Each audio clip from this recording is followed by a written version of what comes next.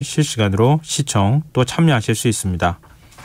KBS 1라디오 김성환의 시사야. 그럼 지금 시작하겠습니다.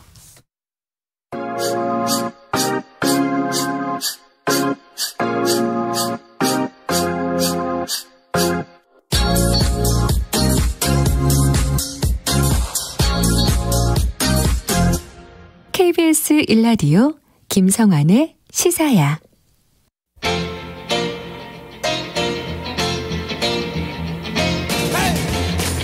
한 주 동안 있었던 뉴스 가운데 우리가 조금 더 깊이 들여다봐야 할 이슈를 짚어보는 시간입니다. 뉴스의 외전 함께 하시는 패널 두 분 소개해드리겠습니다. 배종찬 인사이트K 연구소장 자리하셨습니다. 안녕하세요. 안녕하십니까. 김민하 시사평론가 모셨습니다. 안녕하세요. 안녕하세요. 네. 두 분 오늘 사전투표 첫날이었는데 투표하셨어요? 저는 내일 할 계획이라서요. 오늘은 못했습니다. 예, 김민하 평론가 어떠셨어요? 정치에 너무 크게 실망을 해서 오늘 안 했는데 이 자리에서 다시 희망을 얻고 내일 하게 됩니다. 아, 그렇군요. 아니 스스로 출연한 프로그램에서 희망을 얻는다는 건 어떤 의미입니까? 두 분의 고견을 듣고 희망을 이제 회복을 하는 거죠. 아니 김민하 평론가 제일 고견이에요. 아닙니다. 저는 저견입니다. 저견. 왜 그래요? 아유, 그만해. 아무튼 그만하시고요. 청취자분들도 그렇게 하셨으면 좋겠어요. 희망 얻고 투표 꼭 하셨으면 좋겠는데요. 일단 사전투표 첫날 투표율이 10.18%. 그러니까 국회의원 재보선 사전투표율은 10.62%인 것으로 집계됐습니다.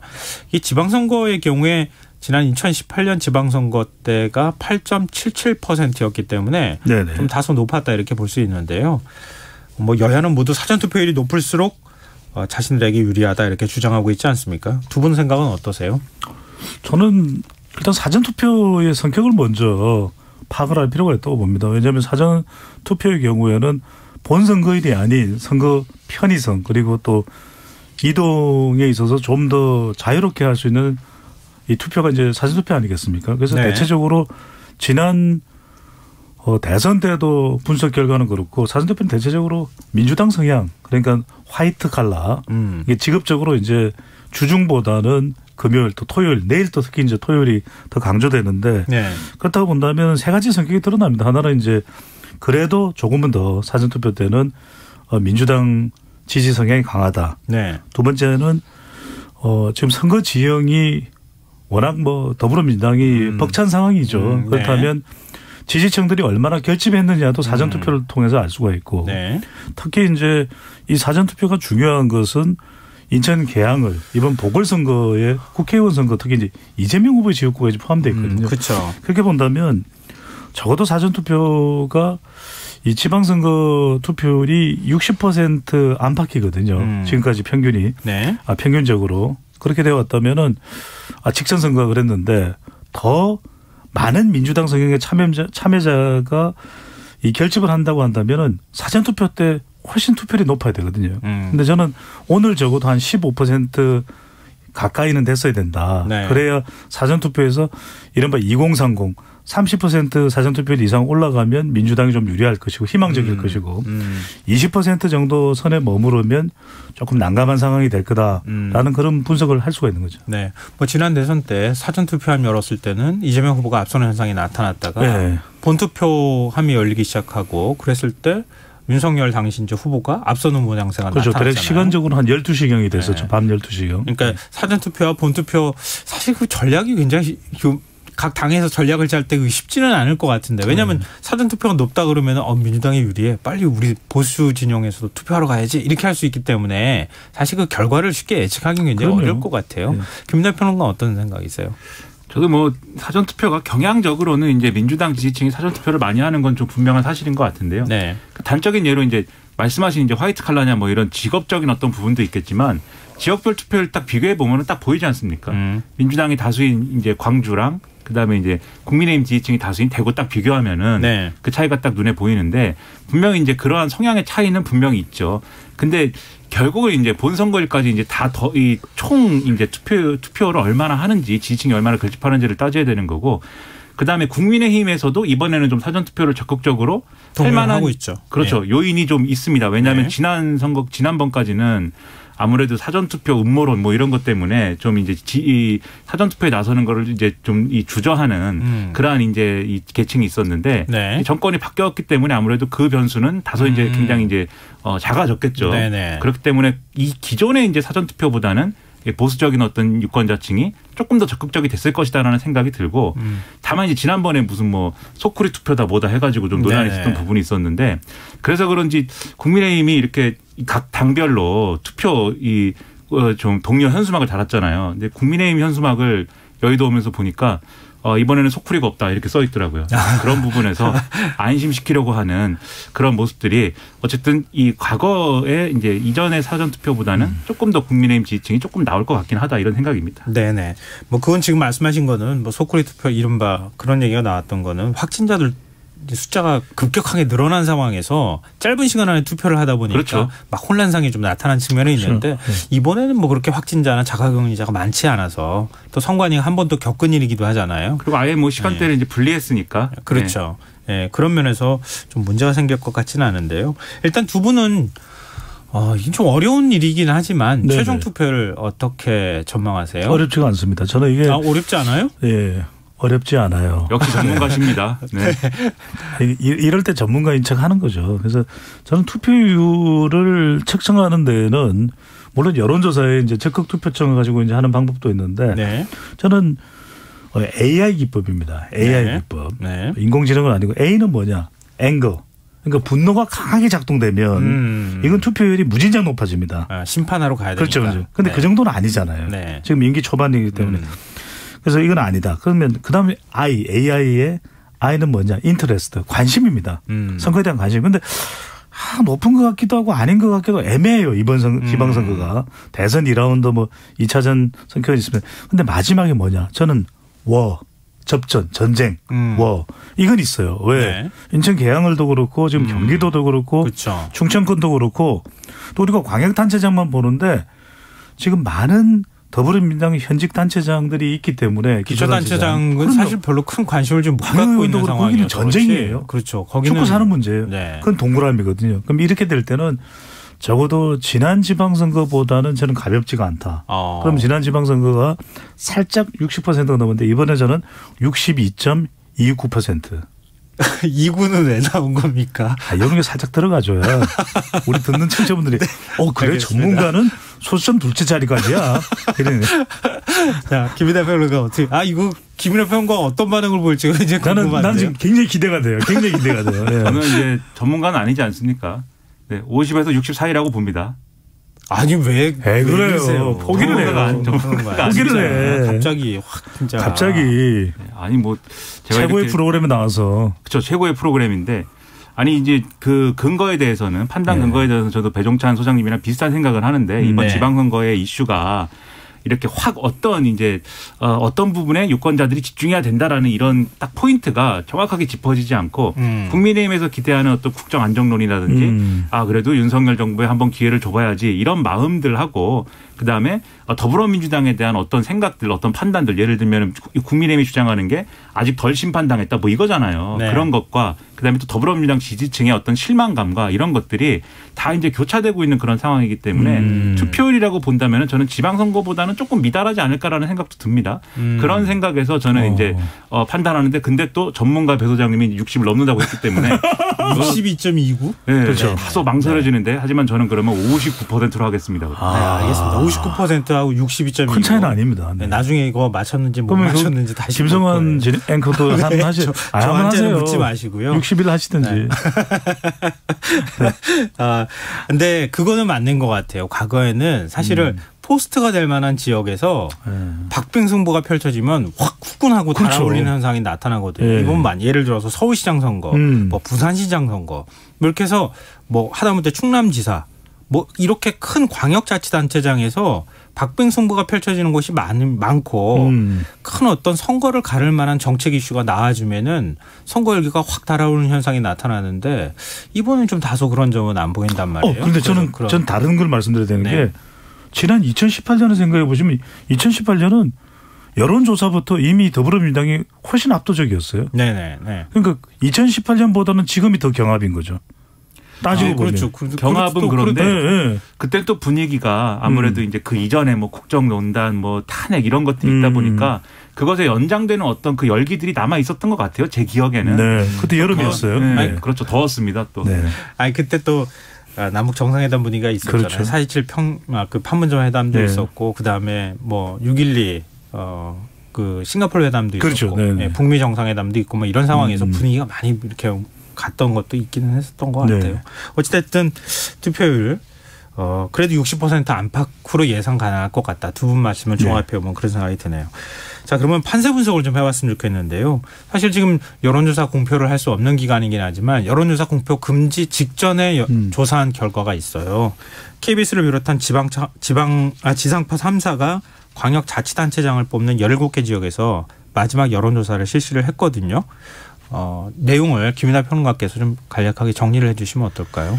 네, KBS, MBC, SBS 지상파 방송 3사가 여론조사 전문업체 코리아 리서치, 한국 리서치, 입소스에 의뢰를 해서 지난 23일부터 25일까지 4일간 전국 17개 시도에 거주하는 유권자 14,020명을 대상으로 이제 각 이제 선거구별로 이제 조사를 했습니다. 지자체별로. 네. 근데 전국 17개 광역단체장 가운데 국민의힘이 우세한 지역은 9곳, 더불어민주당이 우세한 지역은 이제 4곳이다라는 거고요. 네. 경기, 인천, 대전, 세종 4곳에서 양당 후보가 오차 범위 내 경합을 벌이고 있다라는 조사 결과입니다. 구체적으로 국민의힘이 앞서가는 9곳은 서울, 부산, 대구, 울산, 강원, 충남, 충북, 경남, 경북이고요. 더불어민주당이 우세인 4곳은 전북, 전남, 광주, 제주다라는 건데요.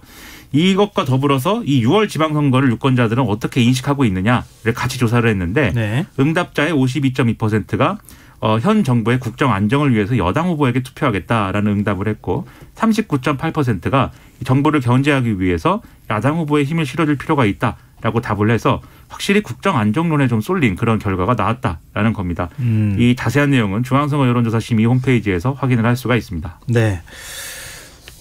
지금 이제 뭐랄까요. 전체 판세는 국민의힘에 다소 유리한 상황으로 보인다. 여론조사를 기준으로 해서 말씀을 드린다고 하면요.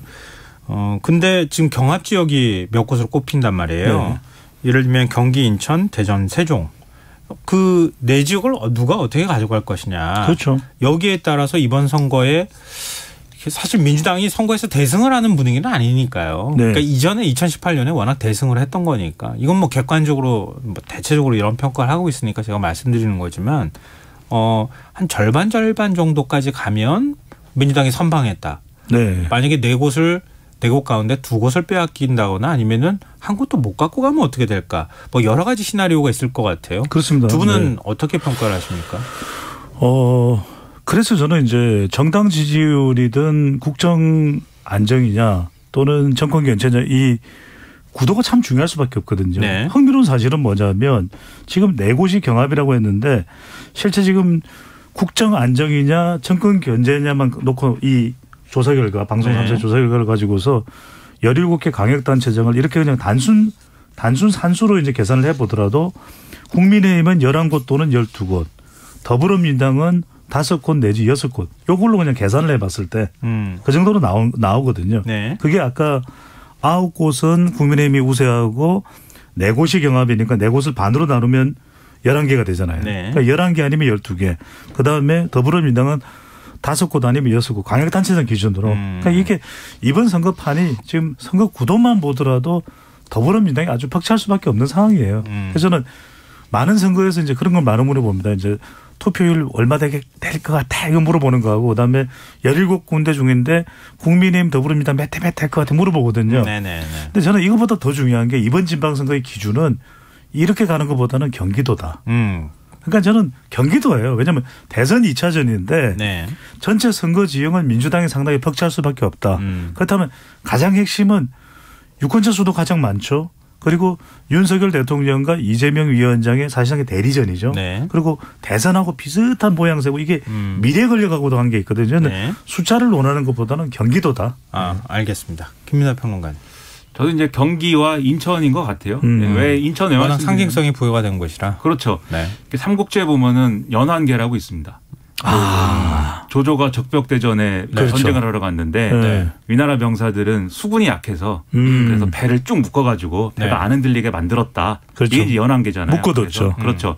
배를 묶어가지고 전쟁을 하면 이 바다 위에서 강 위에서도 그렇죠. 우리가 이길 것이다 이런 개념인데 그러니까 화공이 들어오니까 한꺼번에 타버렸습니다. 배들이. 그래가지고 진 거잖아요. 그 얘기가. 네.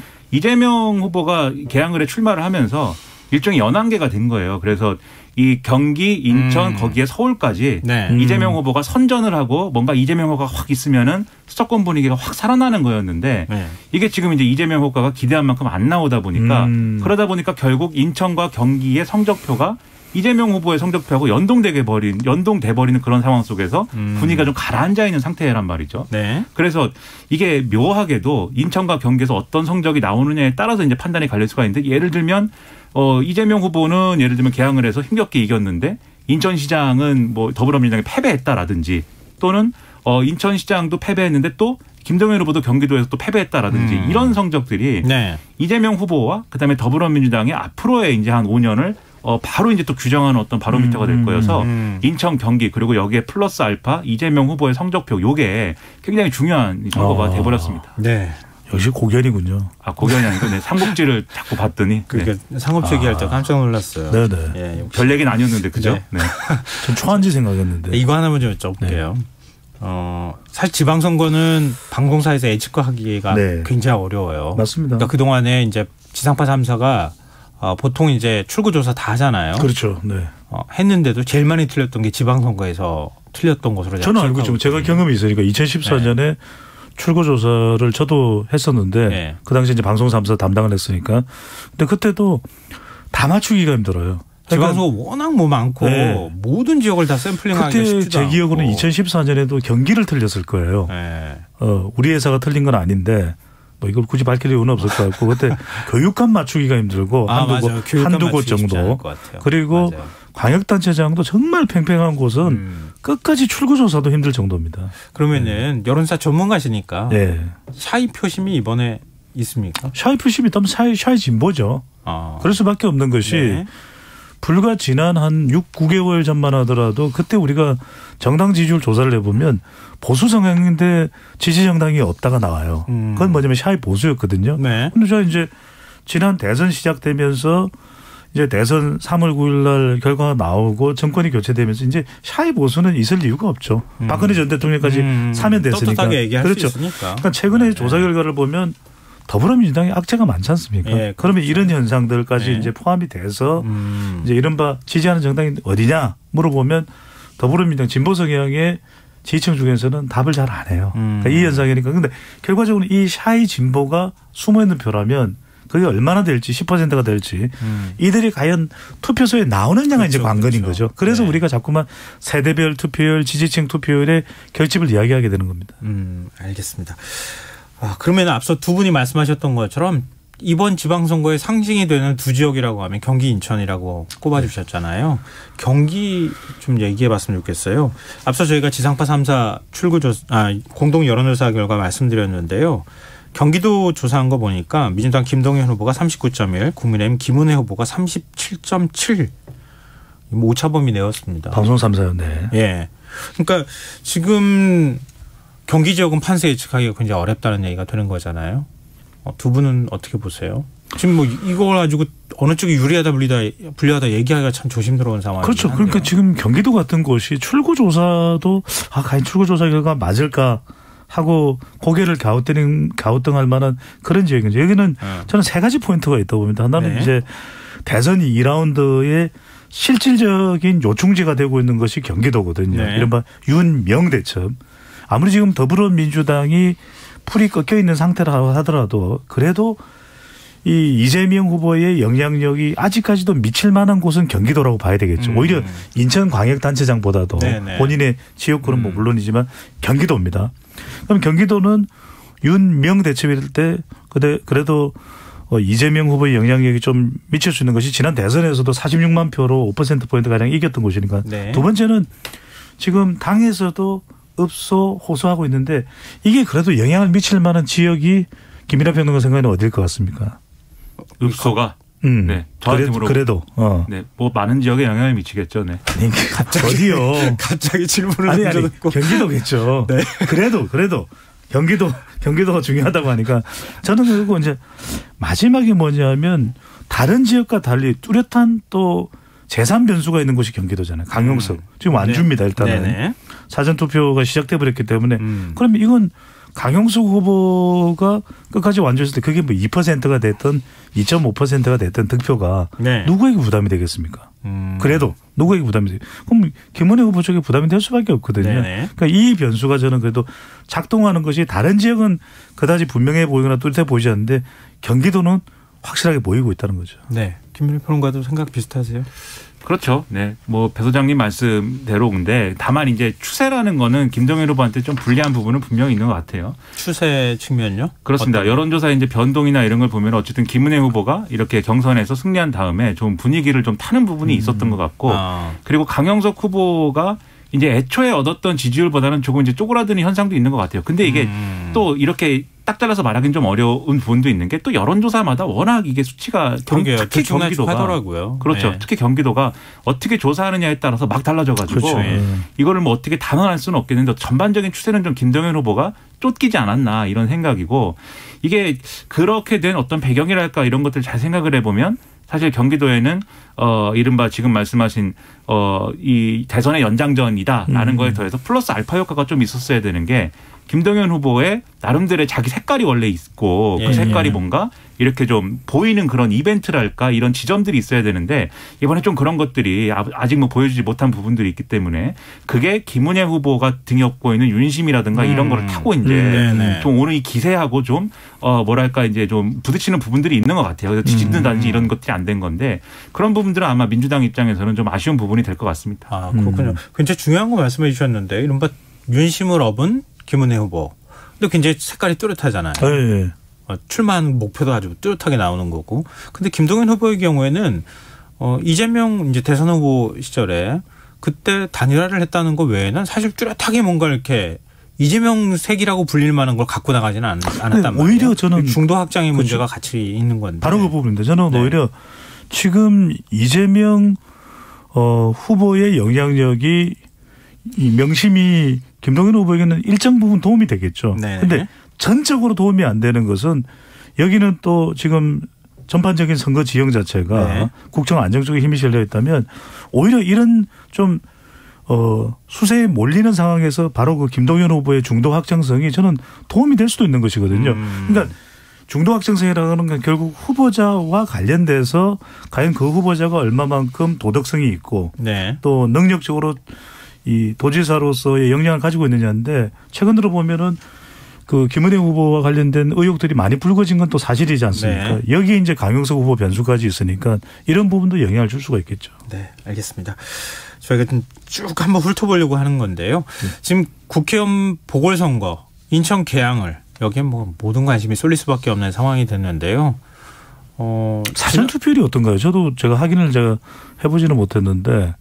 계양을 사전 투표를 저도 이제 확인을 못했는데. 네네. 혹시 우리 그러니까 지금 계양을에서 지난 대선 때 이재명 후보가 윤석열 당시 후보에게 8% 좀 넘게 이겼단 말이에요. 그렇죠. 네. 근데 지금 윤영선 후보하고 이재명 후보 나오는 거 보면 사실은 지금 오차범위 내라고 얘기할 수밖에 없는 상황인 것 같아요. 그러니까 이건 뭐 우열을 가릴 수 없는 상황이라고 봐야 되는데 만약에 이걸 뭐 저희가 어느 쪽이 유리하다 이렇게 현재로서는 예측하기는 쉽지 않은 상황이잖아요. 그렇죠. 만약에 이재명 후보가 여기에서 당선이 됐을 때와 만약에 낙선을 했을 때 이게 어떤 현상이 나타날 것인가 이건 관심이 될 수밖에 없는 거 아닙니까? 정치적으로는 하늘과 땅 차이라고 봐야 되겠죠. 두 가지 경우라고 봅니다. 하나는 당선이 되더라도 좀 큰 격차를 가정을 하는 겁니다. 어디까지나. 큰 격차를 내고 이재명 후보가 이겼을 때 하나. 그것이 아니라 졌을 때 조금의 뭐 한 표 두 표라도 어떻든 간에 졌을 때 이재명 후보가 또는 이겨도 정말 가까스로 이겼을 때 신성을 했을 때 그 두 가지로 나눠보면 꽤 큰 격차로 유의미한 격차로 이겼을 때는 그래도 뭐 다른 곳 뭐 인천이나 경기의 결과도 중요하게 전체 결과도 중요하겠지만 네. 그래도 저는 이재명 위원장이 재기의 발판을 만든다고 봅니다. 그래 뭐 전당대회에 출마해서 당 대표라도 시도를 할 수 있는 것이고 그 네. 이후에 이제 미래 권력에 대해서 다시 한번 전열 정비를 해서 갈 수 있는 기반과 또 더불어민주당에도 동반해서 이제 기회가 열릴 수도 있는 것이고 예. 전체 선거 판세가 워낙 안 좋으니까요. 그런데 치거나 가까스로 이겼다면 저는 상당한 타격일 것 같아요. 과연 이게 당을 앞으로 진두지휘하거나 추스릴 수 있는 이제 이번 선거 결과에 대한 책임론이 당장 불거질 수밖에 없고 네. 그렇다면 저는 전당대회가 조기 전당대회가 실시됐든 어떻든 나가기가 쉽지 않을 것 같아요. 그리고 어느 정도 정말 재충전을 잘해서 재기하지 않는 이상은 2년 뒤에 총선이나 또 5년 뒤에 대통령 선거에 재기할 발판을 만들어야 되죠. 그것 자체도 상당히 어려워지는 거죠. 저는 말 그대로 개항을의 결과에 따라서 이재명 위원장의 명운이 걸려 있다. 생사가 걸려 있다고 봅니다. 네. 이게 굉장히 복잡해요. 지거나 이겼다. 이거로만은 판단하기 어려운 부분들이 이제 여러 가지가 있는데 네. 일단 뭐 결국 선거에 지면은 뭐 불리한 거죠. 무조건. 왜냐하면은 진 다음에 선거에서 이렇게 졌는데 자기가 보궐선거 유리한 지역구에 나가서도 졌는데 그 바로 예를 들면 전당대회나 이런데 적극적으로 뭐 임할 수 있겠느냐. 상당 기간은 또 좀 뭐 자숙하고 뭐 이런 것들을 요구받을 수 있는 것이기 때문에 네. 자기 공간이 없어진다는 점에서는 이제 이재명 후보한테 상당히 불리한 요건이 되는데 이기면 어쨌든 뭐가 됐든 이제 원내에서 공간이 열리기 때문에 그 공간의 바탕으로 이제 활동할 수 있는 여력이 생기죠. 그런 부분들은 이제 이기고 지고의 이제 어떤 이후의 상황이 달라집니다만 문제는 이제 책임론을 어떻게 논할 거냐가 제가 볼 때는 상당한 큰 장애물이 될 것 같아요. 네네. 이게 선거가 예를 들면은 서울, 인천, 경기 다 졌고 뭐 이재명 후보만 살았다든지 뭐 이런 경우에 이 선거를 그러면 왜 분명히 이재명 후보가 기항을 해 나가가지고 전체 수도권판을 좀 흔들고 이렇게 좀 이끌었어야 되는 그런 상황인데 왜 이렇게 된 거지? 를 다 얘기하기 시작할 거 아닙니까? 그래서 송영길 전 대표하고 이재명 후보가 이런 식으로 한 사람은 인천 기항을 했다가 서울시장 나가버리고 거기에 이재명 후보가 나가고 이런 전략이 옳았던 거냐 이런 얘기를 하기 시작할 것이고 이 책임론을 가지고 막 논할 것인데 근데 만약에 또 전반적으로 지방선거 결과가 안 좋고 이 민주당이 전반적으로 다 안 좋고 이재명 후보도 떨어졌다. 그럼 사실 네. 이재명 후보도 조금 할 말은 생겨요. 이게 꼭 나 때문일까? 뭐 이렇게 얘기할 수 있는 거니까. 그래서 사실은 최근에 박지원 위원장 때문에 불거진 소위 말하는 586 용태론 이런 것들이 이후 상황에 다 복합적으로 이제 연동이 될 거여 가지고 상당히 복잡한 상황들이 펼쳐질 거라고 봅니다. 네, 박지원 위원장 얘기는 저희가 좀 이따 다시 한번 얘기하고요. 짧게만 말씀드리면 제가 김민하 평론가의 그 해석에 대부분 공감하는데 전체가 안 좋았다. 전체적으로 안 좋았을 때는 그래도 이재명 위원장이 짊어져야 될 짐이 적을 것이라는 데는 동의하기는 쉽지 않을 것 같아요. 왜냐하면 적다기보다도 그러니까 이재명이라고 하는 정치인이 뭔가를 그 일종의 이제 명심을 국민들한테 호소할 만한 그런 분위기나 상황이 못 됐던 측면도 있었던 것 같아요. 네, 그렇긴 해도 왜냐하면 이거는 이제 등판의 시점과 관련된 부분은 결국 이재명 위원장이 선택한 것이거든요. 네네. 그런 점에서 저는 책임을 면하기는 참 쉽지는 않을 것 같아요. 네. 저희가 더 만약에 얘기를 들어가서 얘기하면 지금 선거를 하고 있는 상황이기 때문에 이게 또 불필요하게 어떤 부당하게 영향을 미치는 것처럼 비춰질 수도 있어서 좀 조심스러운 상황이에요. 지금부터는 우리가 침묵을 하는 게 좋을 것 같아요. 객관적으로 최대한 분석을 좀 해 주셨으면 좋겠습니다. 국회의원 보궐선거 7구 판세 대략 어느 정도로 보면 될까요? 거의 광역단체장 지역하고 비슷하지 않을까요? 비슷하다. 네, 저는 지금 분당갑 같은 경우에도 지금 김병관 후보가 민주당 김병관 후보가 유리하다 이렇게 평가하기는 좀 어려운 상황으로 보이잖아요. 그럴 수 있을 것 같아요. 그러니까 경기도와 인천은 참 좀 다를 것 같아요. 왜냐하면 경기도와 인천 계양을과 성남 분당갑은 또 이 대선 후보가 나온 거죠. 대선 후보가 나오게 되면 그 외 지역이 이제 5곳은 거의 광역단체장을 따라가지 않을까 싶고요. 김민하 평론가는 그걸 좀 여쭤봤으면 좋겠어요. 안철수 후보가 만약에 분당갑에서 이번에 국회의원으로 살아서 돌아오는 시나리오가 있을 수 있잖아요. 좀 이번 선거에서 안철수의 존재감은 그렇게 많이 안 보였어요. 당초 예상으로는 안철수 후보의 존재감이 좀 더 커 보였을 것 같았는데요. 그렇게 대체적으로 그런 전망들을 했는데 의외로 안철수란 정치는 안 보였거든요. 이거 어떻게 봐야 됩니까? 그렇죠. 원래 이제 모든 사람들의 의도대로 선거판이 돌아갔으면은 경기도 선거가 김동연 플러스 이재명 대 김은혜 플러스 안철수 뭐 이런 판이 됐어야 되는 거죠, 사실. 그렇죠. 각자의 계산이 모습이. 그렇죠. 예. 각자의 계산이 다 맞았으면. 근데 그게 지금 다 깨져버린 건데 그건 그런데 이재명 후보가 인천 계양을에 나갔기 때문에 그렇게 된 부분도 있지만 민주당 쪽에서 보자면 국민의힘 쪽에서 보면은 분명히 안철수 후보는 여유 있는 지역구에 출마를 한 것이고 여론조사 상으로는. 네.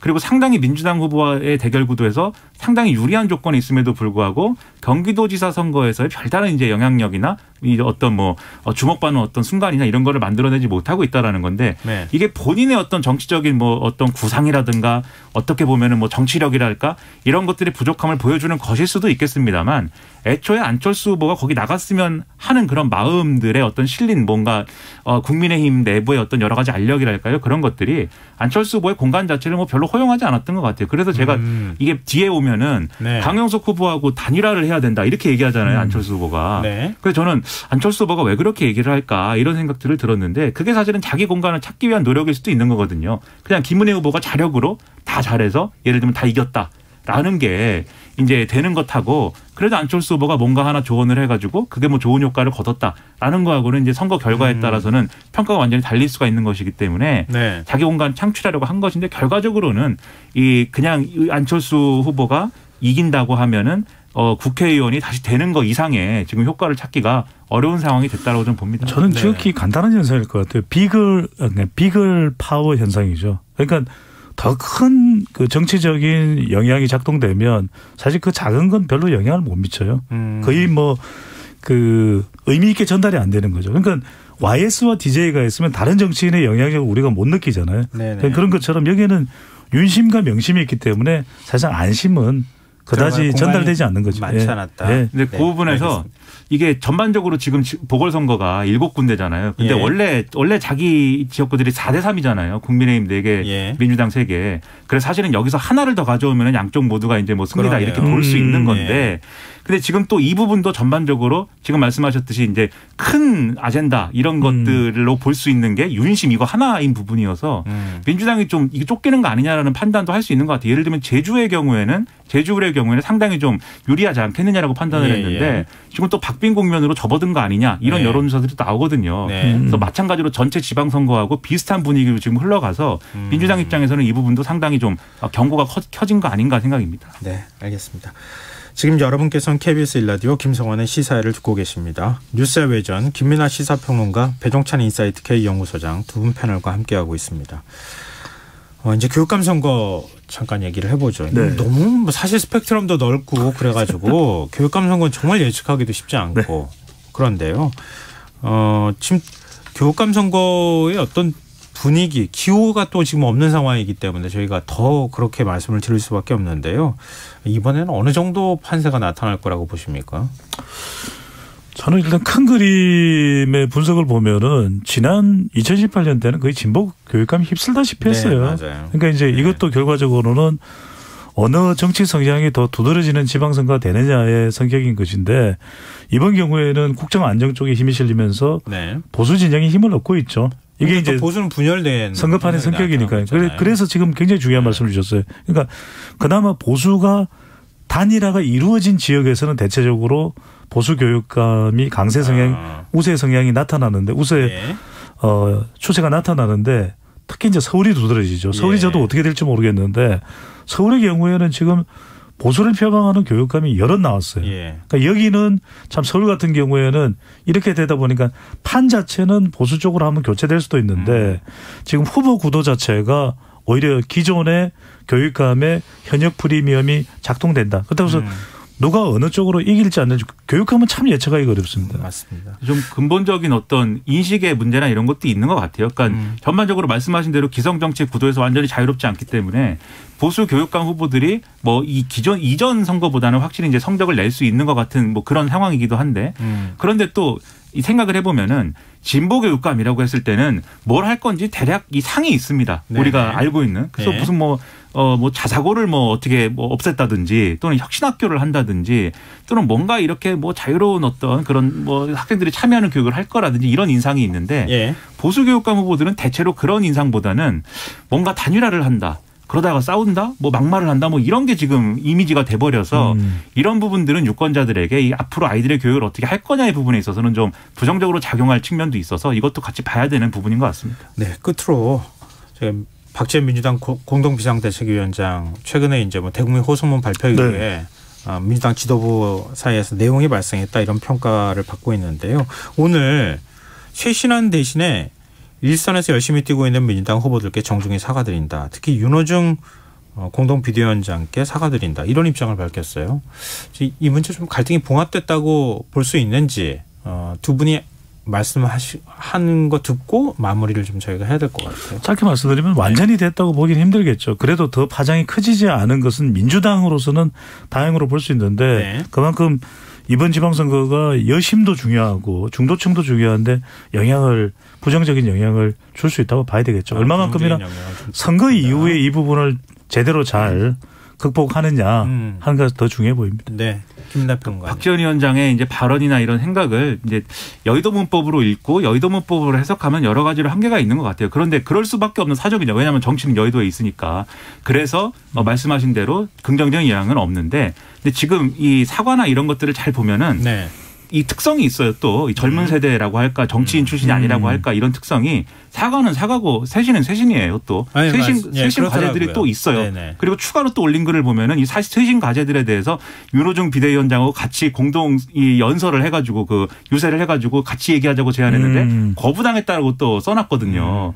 그러니까 이런 걸로 종합을 해보면 선거에 미치는 영향은 분명히 부정적이에요. 그거 부정할 수 없는데 다만 민주당이 5년 내에 새롭게 모습을 만들고 어디로 갈 것이냐 하는 데는 굉장히 중요한 일을 한 것이고 굉장히 중요한 점을 짚었다라고 저는 생각을 합니다. 그러면 이번 지방선거 어차피 이제 며칠 남지 않았는데요. 네네. 지방선거 끝나고 난 다음에 선거 결과가 어찌됐든 간에 민주당 혁신의 공을 좀 혁신할 수 있는 뭔가 화두를 던졌다.